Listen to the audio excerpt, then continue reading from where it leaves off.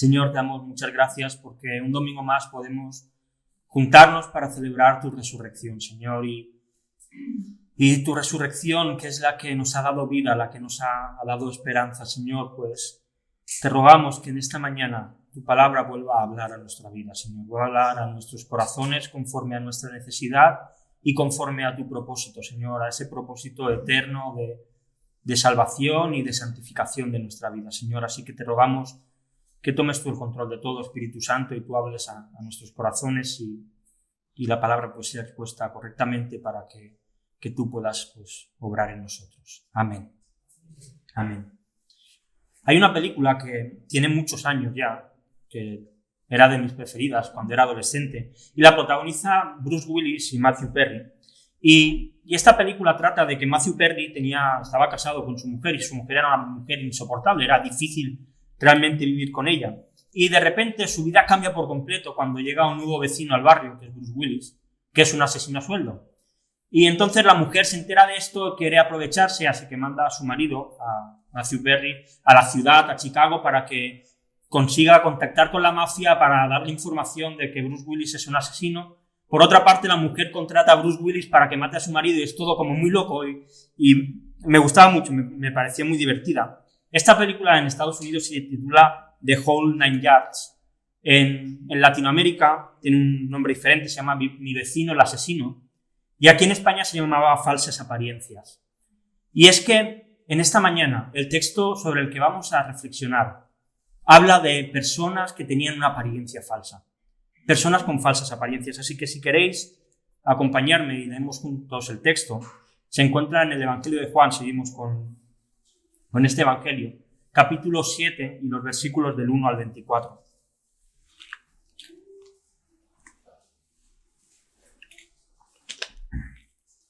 Juan, capítulo 7, versículos del 1 al 24.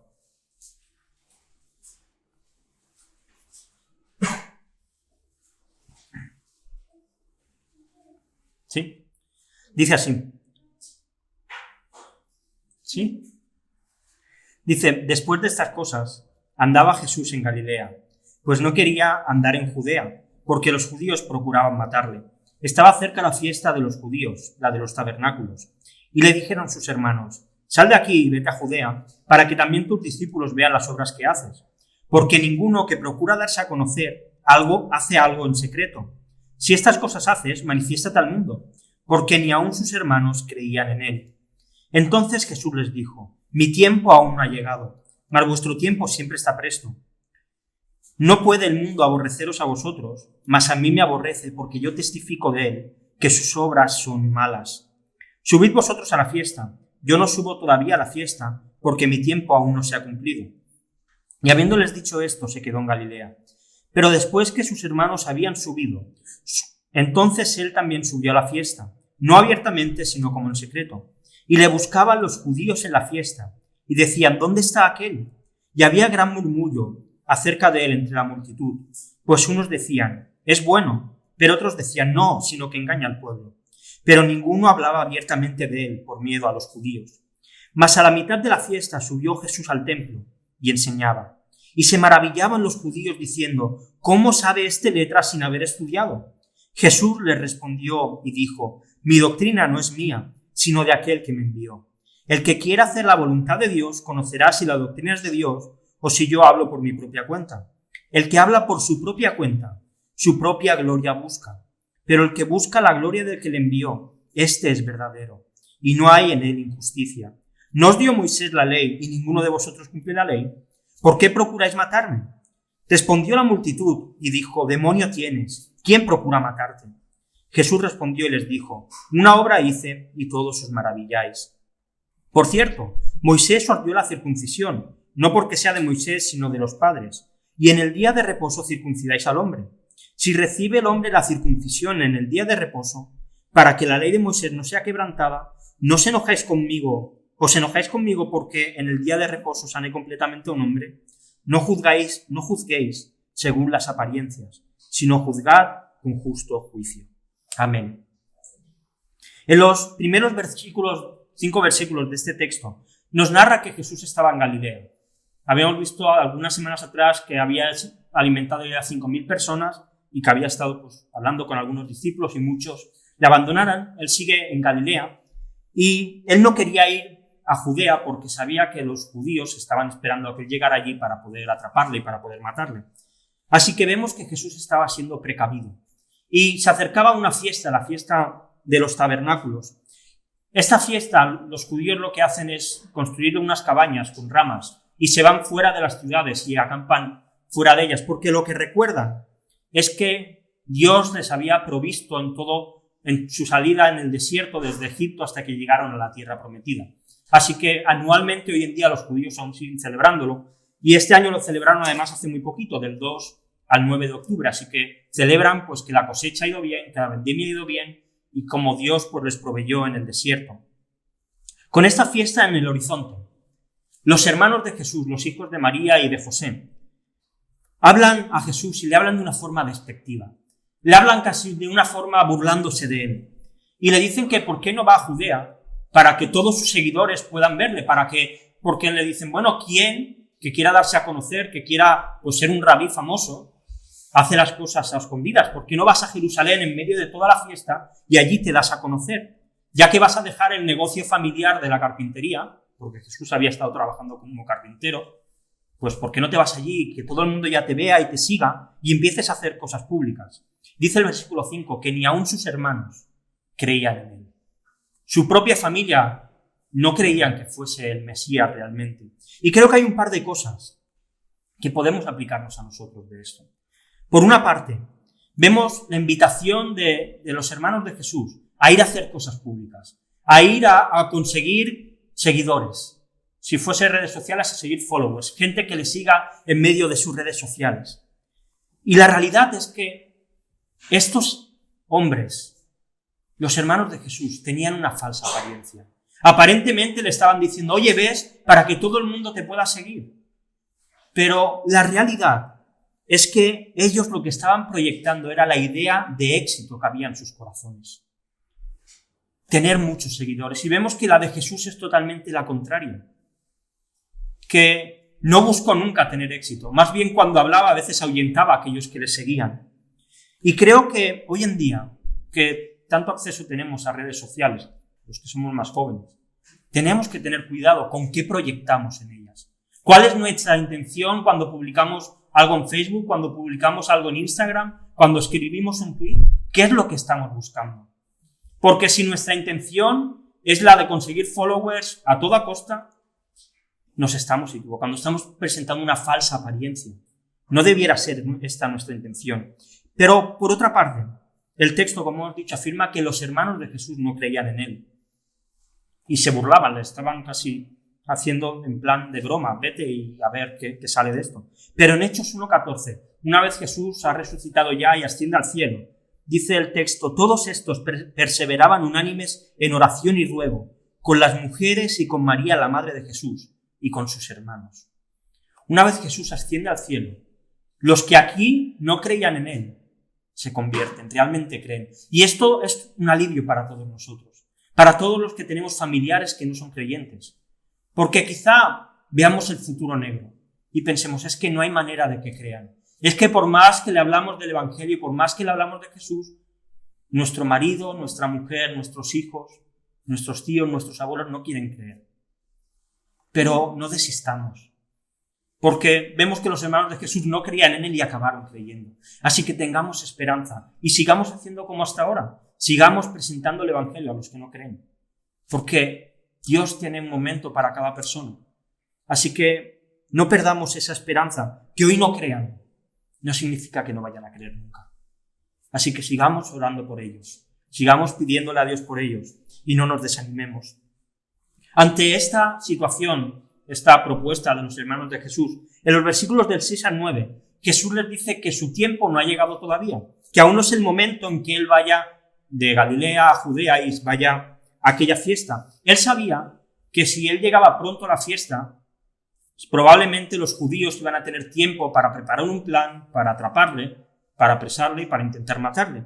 Así que Jesús estaba siendo precavido, no es que tuviese miedo a esto, él sabía que iba a llegar el momento cuando sí que fuese su hora en que iba a morir, en que le iban a crucificar, él lo tenía claro, pero era precavido, se tenía que cumplir todo lo que había sido profetizado anteriormente. Y el versículo 7 nos da una clave, porque él les dice, vuestro tiempo está presto, vosotros podéis ir ya. Y el versículo 7 nos da la clave para entender el por qué Jesús no podía ir directamente. No puede el mundo aborreceros a vosotros, mas a mí me aborrece, porque yo testifico de él, del mundo, que sus obras son malas. Jesús está experimentando en su propia carne, como su enseñanza, como su manera de vivir, traía problemas. Como lo que él decía estaba trayendo persecución hacia él, como enfrentarse al sistema pecaminoso y confrontar directamente el pecado y las leyes que no eran bíblicas y que los fariseos estaban llevando a cabo, estaban trayendo problemas para él. Y la realidad es que si a Jesús le pasó esto, no es extraño que a nosotros nos pase. Si Jesús se enfrentó con la sociedad en la que vivía y acabó siendo perseguido y lo acabaron matando, no es extraño que el creyente en el año 2020, si realmente nos enfrentamos y predicamos el Evangelio, acabemos sufriendo también. Jesús no solamente traía buenas obras, no solamente hacía cosas buenas, él confrontaba a las que estaban mal. Él confrontaba a aquellas que los religiosos hacían y que no eran correctas. Y en realidad, cuando presentamos el Evangelio, no solamente hay que presentar las buenas obras que Dios hace. No solo hay que presentar que Dios es amor, que es verdad. No solo hay que presentar que Dios perdona, que es verdad. También hay que confrontar las malas. Hay que hablar de pecado. Porque si quien no cree no entiende que necesita un Salvador, todo lo que le digamos va a estar muy bien. Imagínate que vas al médico y el médico te dice, oye, tómate estas pastillas. Y no te dice para qué. ¿Qué vas a hacer? Yo no me las tomaría. Ahora, imagínate que te dicen que tienes un cáncer y te dicen, tienes que tomarte estas pastillas para poder sanarte. Te las tomarás, ¿verdad? Porque entiendes el porqué y porque ves que si no, tu final es la muerte. Pues el Evangelio es exactamente igual. Si no entendemos que hay una condenación y hay una perdición, si no se cree, Jesús no tiene sentido. Cuando solo hablamos de que Dios es amor, de que Dios ama, de que Dios perdona, de que Dios tiene misericordia, y no presentamos la realidad de que hay una necesidad, bueno, Jesús está bien, pero ya irá a él cuando lo necesite. Ahora, cuando realmente entendemos que si no se cree en Jesús, el destino es el infierno, es la separación y el sufrimiento eterno, ahí Jesús tiene mucho más sentido. Y Jesús es lo que hacía, él confrontaba las malas obras del mundo. Y por eso le aborrecían. Que el Señor nos ayude a hacerlo nosotros también. A confrontar, a no solamente hablar de lo bueno de Dios, sino también de lo malo del ser humano. Porque todo esto es lo que forma el Evangelio. Siguiendo los versículos del 10 al 13, nos narra que los hermanos de Jesús ya están en la fiesta, ya han llegado a Jerusalén, y él también sube. Pero lo hace en secreto. Más adelante se nos dice que sube a la mitad. Esta fiesta duraba una semana, pues subiría el miércoles o el jueves. Y allí en la propia fiesta, los judíos le están esperando. Los judíos preguntaban por él. Al final, si él era un rabino, si él era un maestro, lo normal es que él estuviese en esa fiesta, que él estuviese allí enseñando, que él estuviese compartiendo. Y era uno de los temas que la gente hablaba. Había algunos que decían que estaban a favor de lo que Jesús decía. Había otros que, por el contrario, decían que no era más que un engañador, que no era más que un embaucador, que era alguien que quería, pues, ganar adeptos seguramente para alguna cosa, pues, y aprovecharse de ellos. Pero se nos dice que tanto unos como otros hablaban en privado. Ninguno lo decían en voz alta, no sea que los fariseos les escucharan y los echaran de las sinagogas, no sea que los apartaran de la vida religiosa del momento. Así que aquí vemos otra falsa apariencia. Vemos como aquellos que estaban a favor de Jesús, lo estaban, pero con la boca pequeña. Lo estaban, pero en privado, a escondidas. Los líderes religiosos no escondían cuál era su intención. Ellos querían acabar con Jesús. Ellos querían matarle. Y creo que esto se parece mucho al año 2020, en el que la sociedad cada vez más ataca al cristianismo. Vemos la clase política que llega Navidad, y aunque no la celebremos, llega Navidad y no nombran nada de Jesús. Ahora llega el Ramadán y felicitan a los musulmanes. Llega a alguna fiesta hindú o budista y los felicitan. Cada vez hay un ataque más claro hacia el cristianismo. Cada vez hay un ataque más claro hacia los valores cristianos. Cada vez hay un ataque más claro hacia todo lo que tiene que ver con Dios. Y es que el cristianismo está siendo atacado y no tardará en ser perseguido. Se están empezando a poner las bases para que todo lo que suena a Dios sea perseguido también. Así que estamos llamados a no tener una falsa apariencia, a no hablar en secreto de lo que creemos. Y si es verdad, se vienen tiempos difíciles. Y parece que es como una olla que cuece poco a poco. Pero el agua está empezando a hervir. Y en Occidente, en Oriente, en Asia, esto ya es una realidad. Ya los persiguen y ya los matan por decir que creen en Jesús. Pero aquí no van a tardar mucho. Esta semana, si no me equivoco, un profesor lo decapitaron en Francia por haber hecho alguna burla sobre Alá o algo así. Con los cristianos se meten porque no matamos a nadie. Y está bien, no tenemos que matar a nadie. Pero es muy fácil atacar el cristianismo y cada vez ya va a ser con más fuerza. Que el Señor nos ayude a no tener esa falsa apariencia y hablar públicamente de aquello que creemos. En los versículos 14 y 15, ya a la mitad de la semana Jesús llega al templo y ahí empieza a enseñar. La gente se agolpa alrededor de él, los religiosos se van también a escucharle, empiezan a oír sus enseñanzas. Y dice el versículo 15, y se maravillaban los judíos, diciendo, ¿cómo sabe este letras sin haber estudiado? Este era un carpintero. Era un hombre que sabía arreglar mesas, que sabía hacer bancos, que haría estanterías o armarios. ¿De dónde sabía este hombre tanto? Si no había seguido a ningún rabino, si no había seguido a ningún maestro, ¿de dónde había aprendido este? ¿De dónde sacaba él estas opiniones teológicas y sobre Dios? Si nadie le había enseñado. La gente estaba maravillada. Y esto era inaceptable para los fariseos. ¿Quién era este para enseñar en el templo? Aquí llegamos al punto álgido del texto, al conflicto, al momento en el que Jesús una vez más se va a enfrentar a los fariseos. Una vez más los fariseos le van a atacar y una vez más Jesús les va a dar un tortazo en la cara y les va a callar la boca. Una vez más volvemos a ver cómo en medio de esta fiesta, una fiesta que les recordaba cómo Dios les había provisto en el desierto, cómo Dios les había guardado y les había guiado hacia la tierra prometida. Un momento de alegría. Los fariseos se encargan de estropearlo. Un momento de felicidad, de fiesta. Los fariseos lo vuelven a convertir en un conflicto. Pero ¿acaso no era Jesús la personificación de la providencia que los judíos habían vivido en el desierto? ¿Acaso no es Jesús el único camino que nos lleva a la tierra prometida a la cual iremos, que es el cielo? Jesús era más grande que la fiesta que ellos estaban celebrando. Pero en cambio, ellos querían conflicto. Ellos querían peleas. Jesús era la providencia y la provisión del cielo que nos guía hacia nuestra tierra prometida. Jesús era más grande que esta fiesta. Era algo que disfrutar. Y creo que tenemos que aprender a disfrutar de Jesús. A disfrutar de Jesús en la travesía del desierto de esta vida.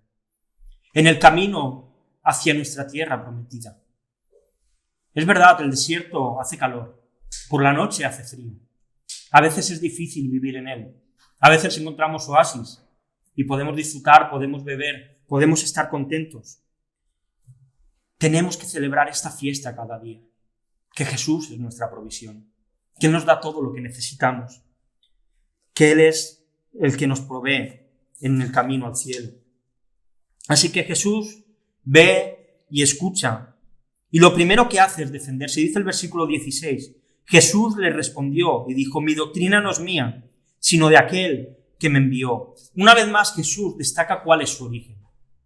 Destaca quién es el que le ha enviado. Le ha enviado el Padre y Él viene del cielo. Así que Jesús no estaba hablando palabras humanas. Él era la palabra de Dios. Él era el verbo que se había hecho carne, que había venido a la tierra y que había traído luz a los hombres. Sus palabras eran palabras del cielo. Su doctrina era doctrina divina. Era doctrina real. y entonces pone a los fariseos entre la espada y la pared. Dice el versículo 17, el que quiera hacer la voluntad de Dios conocerá si la doctrina es de Dios o si yo hablo por mi propia cuenta. Es decir, les está diciendo, si vosotros estáis tan seguros que queréis hacer la voluntad de Dios, contrastad si lo que yo enseño está acorde con lo que ha sido escrito. Contrastad si lo que yo estoy hablando está relacionado y tiene base en la ley, en los profetas y en los escritos. Haced esta prueba y miradlo. Mirad si lo que yo estoy diciendo me lo estoy inventando o realmente es la palabra de Dios. Y aquí vemos una vez más otra falsa apariencia de los fariseos. Si aquí los fariseos aceptaban la enseñanza de Jesús, tenían que reconocer que Él era Dios y por lo tanto todo lo que ellos defendían se iba al garete. En cambio, si negaban lo que Jesús estaba haciendo, se ponían a todos los seguidores de Jesús contra Él, porque lo estaban marcando como un hereje. La gran diferencia es que mientras Jesús les decía, comprobad lo que yo digo, si está en la Biblia, en el Antiguo Testamento, ellos no hacían eso. Ellos decían, tenéis que hacer las leyes que nosotros decimos que tenéis que seguir. ¿Vemos la diferencia? Jesús no estaba confrontando a los fariseos con sus propias ideas, con sus propios razonamientos, con sus propios argumentos. Vemos que en cada confrontación Jesús siempre ofrecía una correcta interpretación de lo que ellos tenían como Biblia. Y esto creo que es muy importante que cada uno de nosotros también lo tengamos en cuenta. Porque si yo me subo hoy aquí y os digo, ayer el Señor me habló, estando en mi casa y me dio este mensaje, y os empiezo a hablar y os empiezo a decir, y lo que yo digo no tiene nada que ver con la Biblia, no tenéis que hacerme caso en nada. Por eso me gusta y creo que predicar expositivamente, como hacemos, coger un texto, explicar el texto, vosotros tenéis la Biblia, podéis ir leyendo lo que digo, lo que decimos, y podéis corroborar que lo que decimos es verdad, y luego eso lo aplicamos a nuestra vida y vemos cómo la Biblia, escrita hace tantos años, es útil en el año 2020. Y sus principios son útiles para nuestra vida. Pero predicamos la Biblia. Y Jesús, lo que les estaba diciendo es esto. Coged la Biblia y comprobad que lo que yo os digo es verdad. Y si no es verdad, entonces confrontadme. Y los judíos no pudieron decirle nada. Así que Jesús ha confirmado y ha afirmado que su doctrina es un conocimiento correcto. Y ahora va a presentar dos conceptos más que iban a confrontar a los fariseos: la obediencia y el amor. Dice el versículo 18, el que habla por su propia cuenta, su propia gloria busca. Pero el que busca la gloria del que le envió, este es verdadero y no hay en él injusticia. Jesús les estaba diciendo, mirad, mi doctrina es verdadera, mi doctrina es correcta. Y esto se evidencia en que yo no estoy buscando que la gente me siga. Yo no estoy buscando tener miles y miles de discípulos y de seguidores. Lo que yo busco es la gloria de aquel que me ha enviado. Lo que yo busco es que Dios quede en buen lugar y lo demás me da absolutamente igual. Jesús estaba afirmando que lo que Él está haciendo es obedecer a aquel que le ha enviado y que en Él no hay injusticia. Porque donde no hay injusticia, lo que hay es amor. Así que vemos que el conocimiento, la obediencia y el amor van los tres cogidos de la mano. Van los tres ligados. El conocimiento nos lleva a la obediencia y ambos nos llevan al amor. Y el amor y la obediencia nos llevan al conocimiento. Los tres están juntos. Pero además, una vez más, Jesús quiere revelar cuál era el corazón de los fariseos. Su falsa apariencia. Dice Mateo 6:5, y cuando oréis, no seáis como los hipócritas. Cuando Jesús habla aquí de los hipócritas, también se está refiriendo a los fariseos. Porque a ellos les gusta ponerse en pie y orar en las sinagogas y en las esquinas de las calles para ser vistos por los hombres. En verdad os digo que ya han recibido su recompensa. Y es que los fariseos hacían esto. Se ponían en las esquinas de las calles para que todo el mundo les viese cómo oraban. Para que todo el mundo se maravillara y flipara de lo bien que lo hacían. Porque lo que estaban haciendo era buscar su propia gloria. Se sentían en una superioridad moral respecto al pueblo. El mismo Señor Jesús en Lucas 18, del 9 al 14, explica una parábola en la que hay un fariseo y un publicano. Dice que el fariseo se pone en pie en medio del templo y dice que oraba consigo mismo, es decir, no oraba a Dios, sino que oraba para él, para autoescucharse. y decía: Dios, te doy gracias porque no soy como estos hombres, ladrones, injustos, adúlteros, y señalaba: y aún como este publicano. Ayuno 2 veces a la semana, doy diezmo de todo lo que gano. Así eran las oraciones de los fariseos, dándose bombo, autoproclamándose lo bueno que eran. Pero el publicano, dice la parábola, que no se atrevía a levantar los ojos, que se daba golpes en el pecho y decía: Dios, sé propicio a mí, pecador. Y quizá, al ver esto, podamos pensar: gracias, Señor, porque no soy como los fariseos. Señor, gracias porque no soy como estos. Pero si hacemos eso, lo que estamos haciendo es precisamente ser fariseos. Ojalá seamos como el publicano, que digamos: Señor, sé propicio a mí porque soy pecador. Que el Señor nos ayude a no caer en esta falsa apariencia de santurrón y que en realidad no hay nada detrás. Y Jesús va a volver a enfrentarles a su propia hipocresía. Y esa vez lo va a hacer utilizando a Moisés. Dice los versículos 19, 20 y 21. ¿No os dio Moisés la ley y ninguno de vosotros cumple la ley? ¿Por qué procuráis matarme? Respondió la multitud y dijo: demonio tienes, ¿quién procura matarte? Jesús respondió y les dijo: una obra hice y todos os maravilláis. Esto era un guantazo, un puñetazo directo a la mandíbula de los fariseos. Los destrozó porque ellos de lo que se jactaban era que ellos cumplían la ley, es que ellos eran perfectos con la ley y exigían a otros que lo cumplieran. Y ellos querían matar a Jesús porque Jesús no cumplió la ley una vez. La ley como ellos la entendían, por supuesto. ¿Dónde estaba el amor de los fariseos? ¿Dónde estaba el amor hacia los demás? Pero cuando Jesús les dice: vosotros queréis matarme, entre la multitud se escuchan algunas voces. Dicen: ¿quién quiere matarte? Tienes un demonio. Se te está yendo la cabeza, Jesús. Te estás pensando que eres demasiado importante como para que queramos matarte. Te has montado una película. Pero Jesús responde de una manera muy sencilla.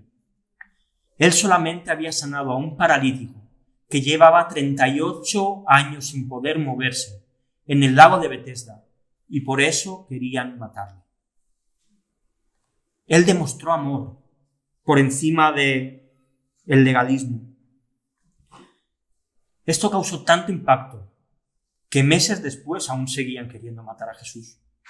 Fue tan grande lo que Jesús hizo con aquel hombre que habían pasado meses que él había estado en Galilea y aún seguían queriendo matarle. Y en esta circunstancia, Jesús quiere utilizar un ritual básico para cualquier judío. Tanto es así que en el Nuevo Testamento vemos como cuando los judíos se convertían al cristianismo, aún así intentaban que los gentiles se circuncidaran también. Y Jesús utiliza este ritual para aclarar primero de todo que aunque Moisés le había dado la ley, este ritual no era algo dado por Moisés, era algo dado por los padres, por Abraham, que Dios se lo dio y fue el pacto que Dios hizo con Abraham para, a partir de él, hacer su pueblo. Al 8º día, todo niño tenía que cortarle el prepucio del pene y de esta manera, pues, la parte superior quedaba descubierta. Y este era un pacto de purificación que todo judío hacía hacia Dios como pues obra. Ahora bien, el problema no estaba en la circuncisión. Los judíos lo hacían. Y si el 8º día, que era cuando se tenía que llevar a cabo, coincidía con el día de reposo, no pasaba nada. Ellos lo hacían porque querían hacer cumplir la ley. Ahora bien, aquí había un problema. Porque si el día de reposo hacían la circuncisión, estaban precisamente saltándose y pasándose por encima del día de reposo. Así que Jesús los confronta y les dice: si vosotros hacéis esto en el día de reposo, ¿cómo podéis venir a mí a decirme nada por sanar a un enfermo? ¿Cómo podéis venir a mí a decirme nada por salvar y rescatar a una persona que lleva 38 años sin poder moverse y de la cual vosotros no os ha importado nada? Es decir, vuestras leyes y vuestras normas a vuestra manera sí, pero lo otro no. Es más, Jesús había ido más lejos, porque aquel hombre no solo lo sanó, aquel hombre perdonó sus pecados. Los judíos eran capaces de saltarse el día de reposo para hacer una purificación externa, pero no aceptaban que Jesús se lo saltase para hacer una purificación en el corazón, que era mucho más importante. Esto muestra una vez más la hipocresía de los fariseos. la falsa apariencia que presentaban, eran capaces de poner por encima de la ley, por encima de las personas la ley. Y les daba igual. Era más importante cumplir que preocuparse. Pero ¿cuántas veces no hacemos nosotros también lo mismo? Preocupándonos más de las formas, de imponer cosas que pueden ser buenas, que pueden ser beneficiosas, pero que no deben estar por encima de la necesidad de los demás, por encima de la necesidad de otros. Cuidado con ser hipócritas y exigir a otros cosas que nosotros no cumplimos. Cuidado con exigir a otras personas que hagan cosas que nosotros no llevamos a cabo. Dice en Marcos 2, 27 y 28. Jesús les dijo: el día de reposo fue hecho por causa del hombre, y no el hombre por causa del día de reposo. Por tanto, el Hijo del Hombre es Señor aún del día de reposo. El día de reposo es algo bueno. El día de reposo era algo bueno, era un día en que se apartaban, se paraba todo, no se trabajaba para glorificar y santificar a Dios. Pero el día de reposo no podía estar por encima de la necesidad de las personas. Y Jesús dijo: yo soy el Señor del día de reposo. Yo soy el legislador y el día de reposo me pertenece y hago con él lo que me da la gana. Y Jesús sigue siendo y estando por encima de todas las leyes. Él es el legislador. Está por encima de todo esto. Y acabo ya. Y lo hacemos con el último versículo, que podríamos casi tenerlo como un último resumen de todo lo leído. Versículo 24. Dice: no juzguéis según las apariencias, sino juzgad con justo juicio. Apariencias. Ellos juzgaban según lo que se veía. En ningún momento les preocupaba el corazón. Para ellos era una ofensa que un hombre que había estado paralítico 38 años caminara y cogiese su camilla. Apariencias era lo que los fariseos realmente le importaba. ¿Y qué es lo que nos importa a nosotros? ¿Qué es lo que realmente nos preocupa? Cuando vemos a otros hacer algo, ¿de qué manera les juzgamos? Cuando alguien peca, cuando alguien falla, ¿de qué manera nosotros emitimos juicio hacia ellos? La Biblia nos anima a juzgarnos unos a otros. Y nos dice que si tú ves que alguien peca, tú que eres espiritual, ve y restitúyele. La Biblia nos habla de que si alguien peca, vayas a solas, hables con él e intentes confrontarle con el pecado. Que si después de esto esta persona sigue R y sigue igual, que cojas a 2 o 3 testigos en intimidad y vuelvas a hablar con él para que se arrepienta y vuelva a hacer las cosas bien. Sigue diciendo la Biblia a Jesús que si después de esto la persona sigue igual, pues entonces confróntalo delante de la iglesia. Y si pues no se llega a arrepentir, pues déjalo fuera. Pero en todos los casos, siempre la intención es restituir a la persona que ha pecado. En ningún caso el objetivo es señalar, en ningún caso el objetivo es machacar y en ningún caso el objetivo es destruir. Así que esta es la manera en la que hay que juzgar. Juzgar con juicio justo. Quiere decir juzgar para restaurar. Dice 1 Samuel 16:7, cuando Samuel va a ungir a David: porque Jehová no mira el corazón. Porque Jehová no mira lo que mira el hombre, pues el hombre mira lo que está delante de sus ojos, pero Jehová mira el corazón. Y esto es algo que no debemos olvidar. Jesús no le importa mucho nuestras apariencias, le importa lo que hay dentro, lo que hay en nuestra intimidad. ¿Cómo está tu corazón? ¿Negro como el carbón? ¿Sucio? ¿Lleno de maldad? Mira, no sirve de nada venir a la iglesia, esforzarte en aparentar ser muy buen cristiano. A mí me vas a engañar. Al que está a tu lado sentado lo vas a engañar. Al pastor le engañarás. A Dios no le engañas. A Dios no le engañamos de ninguna manera. Cuando venimos aquí, ¿cuál es nuestra apariencia? ¿Es una apariencia verdadera o es una apariencia falsa? ¿Cómo juzgas a los demás? A veces somos muy rápidos en juzgar a los demás y nos olvidamos de mirarnos a nosotros.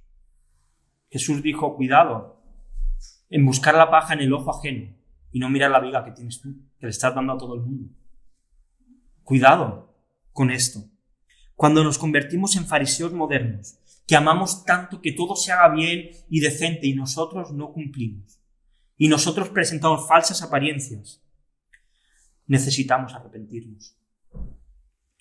Si tu vida es una fachada que no tiene nada que ver con tu interior, necesitas ir a Jesús. Si has estado viviendo en una falsa apariencia, como los fariseos, necesitas ir a Jesús. Si estás viviendo una vida falsa en la cual sabes que Dios no aprueba, necesitamos ir a Jesús.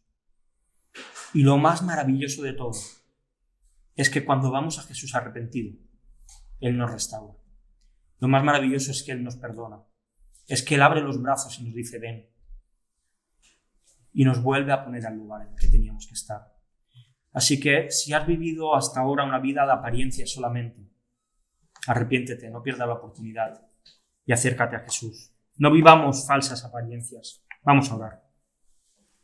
Señor, te damos muchas gracias porque tu palabra es clara, Señor, y gracias porque tú, Señor, pues confrontaste a aquellos que vivían pues falsas apariencias y también nos confrontas a nosotros cuando vivimos de esta manera, Señor, y ayúdanos a no ser cristianos de boquilla ni cristianos de solamente aparentar serlo, sino a ser creyentes de corazón, Señor, a ser hijos que te glorifican en todas las cosas, a ser creyentes verdaderos que buscan agradarte, Señor, y que no buscamos nuestra gloria, sino que buscamos la tuya. Y te rogamos, Señor, que en esta mañana que tu palabra ha sido expuesta, tú nos confrontes, Señor, y transforme, Señor, pues la luz en alabanza a tu nombre en nuestro corazón. Señor, queremos alabarte, te queremos bendecir, porque tú eres nuestro Señor y tú eres nuestro Salvador. Amén.